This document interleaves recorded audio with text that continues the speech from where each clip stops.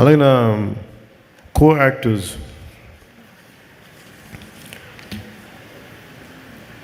First let me start with Prakash Raj గారు.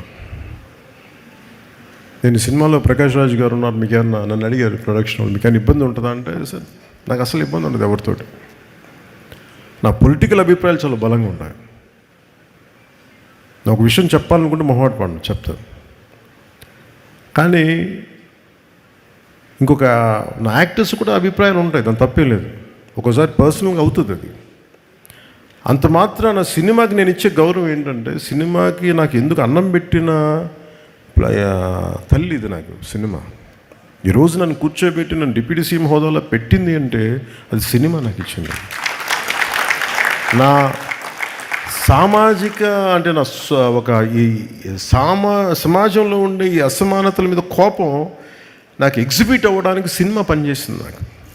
అందుకని నాకు సినిమా అంటే చాలా చాలా గౌరవం. అందుకని మీరు ప్రకాష్ రాజ్ గారు ఉంటే మీరు యాక్ట్ చేస్తారా లేదా అంటే అస్సలు నాకు ఇబ్బంది లేదండి. నేను ఒకటే కోరుకుంది ఏంటంటే సెట్లో అలాంటి టాపిక్లు పెట్టద్దని చెప్పిన అది ఒకటే నేను కోరుకునేదాన్ని. నువ్వు ఎందుకు ఇట్లాంటి మాట్లాడితే కొంచెం ఇబ్బందిగా ఉంటుంది. Let him be professional, I will be professional. అస్సలు నాకు ఇబ్బంది లేదు.